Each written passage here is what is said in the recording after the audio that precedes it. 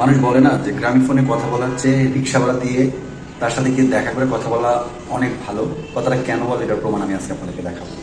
আমি ভিডিওর মধ্যে স্ক্রিনশট দিচ্ছি একটা, একটু যদি খেয়াল করেন, এখানে আমি 5 মিনিট 29 সেকেন্ড কথা বলছি, যেখানে আমার টাকা কেটে নিচ্ছে অলমোস্ট 16 টাকার মতো, 15 টাকা 29 পয়সা। মানে ভাবা যায় 5 মিনিট 3 টাকার বেশি। তো গ্রামীণ ফোনের এই বেশি কল রেট হওয়ার একটা বড় কারণ আমি খুঁজে পেয়েছি, সেটা হচ্ছে কি, ধরেন গ্রামীণ ফোন তো অনেক আগে নেটওয়ার্ক, এবং তারা একেবারে শহর থেকে গ্রাম পর্যন্ত সবার আগে তাদের নেটওয়ার্কিং সিস্টেমটা পৌঁছায় দিছে। এই জন্য আগে থেকেই সবাই না চাইলেও গ্রামীণ ফোন ইউজার। তো যে ব্যাপারটা দাঁড়াইছে যে আপনি যখন একটা আগের সিম ইউজ করতেছেন, তখন আপনার এই নাম্বারটা সব জায়গায় ছড়ানো। আপনি না চাইলেও আপনার এই নাম্বারটাতে রিসার্চ করতে হয়, এবং এই নাম্বারটা দিয়ে আপনার মানুষের সাথে যোগাযোগ করতে হয়, না হয় আপনার আইডেন্টিটিটা তেমন একটা অনেকের কাছে তখন ফোন দিয়ে বলতে হয় আমি অমুক, বা আইডেন্টিটিটা বলতে হয় আবার নতুন করে।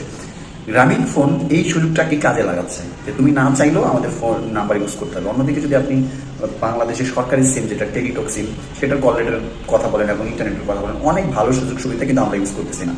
সো আমার রিকমেন্ডেশন থাকবে যে আমরা যারাই গ্রামীণ ফোন ইউজ করি তাদের বিকল্প হিসেবে একটা সিম ইউজ করা উচিত অন্য যে কোনো কোম্পানির। তবে সেটা যদি টেলিটকের হয় অনেক বেটার হয়, যেহেতু এটা আমাদের সরকারি সিম, তুলনামূলক অন্য সব অপারেটর থেকে ওইটা সুযোগ সুবিধা বেশি। সো আপনারা এই ভিডিওটা শেয়ার দিয়ে রাখবেন। আপনারা যদি গ্রামীণ ফোন ইউজার হন, অবশ্যই পাশাপাশি একটা সিম ইউজ করবেন। সেটা টেলিটক হলে ভালো হয়, বাট টেলিটক না হলেও হবে। গ্রামীণের বিকল্প হিসেবে অন্য যে কোনো একটা সিম আপনাদেরকে ইউজ করলে আপনাদের কলিং রেট এবং অন্য সুযোগ সুবিধা অনেক ভালো পাবেন।